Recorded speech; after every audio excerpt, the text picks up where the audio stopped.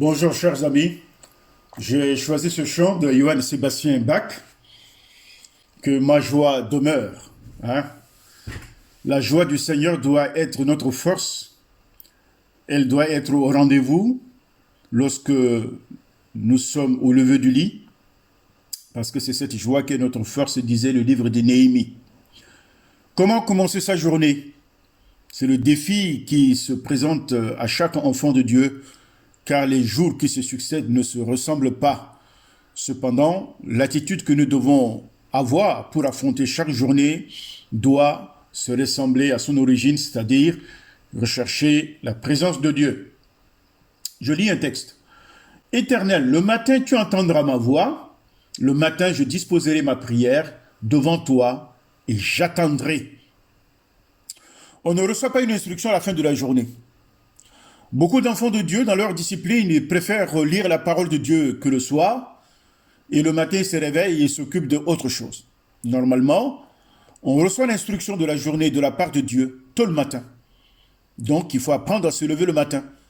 Les vacances seront là, la paresse risque de nous prendre, nos habitudes vont être perturbées, mais il y a une chose qui ne doit jamais être déclassée, c'est notre discipline dans la recherche de la présence de Dieu.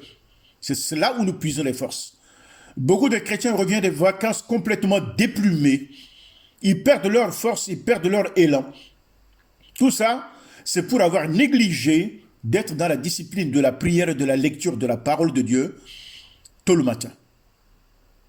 Comment commencer sa journée? Comment votre journée débute-t-elle? La commencez-vous dans l'agitation, la précipitation, en faisant 36 choses à la fois? Vous vous retrouvez souvent à bout de souffle et de patience, n'est-ce pas? Irrité envers votre femme ou votre conjoint, grondant les enfants, anxieux et incapable de faire face à la situation. Est-ce que vous affrontez la journée sans être préparé?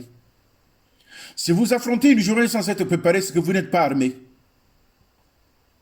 Vous risquez d'avoir des soucis dans la journée. Oui, la raison est simple. Vous ne commencez pas votre journée de la bonne façon. Prenez l'exemple de David dont nous venons de lire un extrait. Éternel, le matin tu entends ma voix. La première chose que David faisait chaque matin, c'était d'élever sa voix vers le Seigneur. Ses premières paroles de la journée étaient adressées à Dieu, non à l'homme.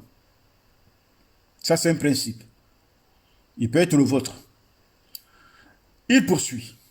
Le matin, je dispose ma prière devant toi et j'attends tes instructions.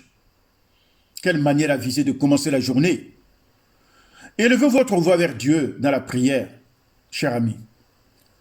Expose-lui tes besoins.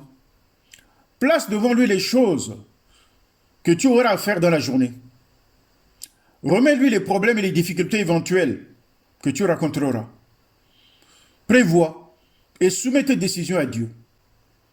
Puis, comme David, tu pourras attendre avec foi. Tu affronteras la journée pleinement armé, dans une attaque confiante, filiale, dans une obéissance d'enfant de Dieu, de la réponse à la prière. Et vous verrez comment Dieu va intervenir. Un proverbe grec dit que le commencement est la moitié du tout. Cela est certainement vrai pour réussir chaque journée.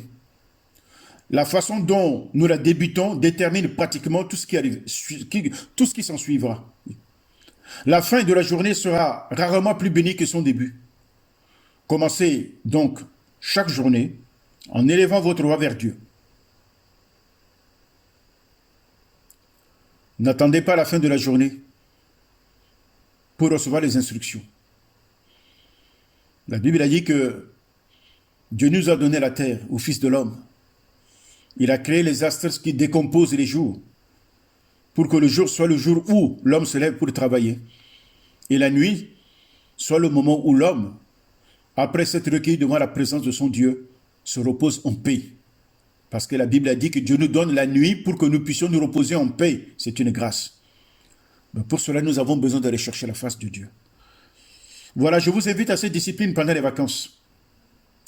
Nous n'aurons pas besoin encore de réchauffer le moteur à la rentrée pour que les chrétiens se mettent au diapason. que pendant nos vacances où nous nous reposons dans la présence de Dieu, nous n'oublions pas sa présence. Aide-nous, Seigneur, à bien commencer notre journée, en te faisant entendre notre voix et en te faisant connaître nos besoins. Accorde-nous l'intelligence et la discipline nécessaires de vivre de cette manière, pour que, par ta grâce, nous puissions aller de victoire en victoire pour la gloire de ton nom. Amen.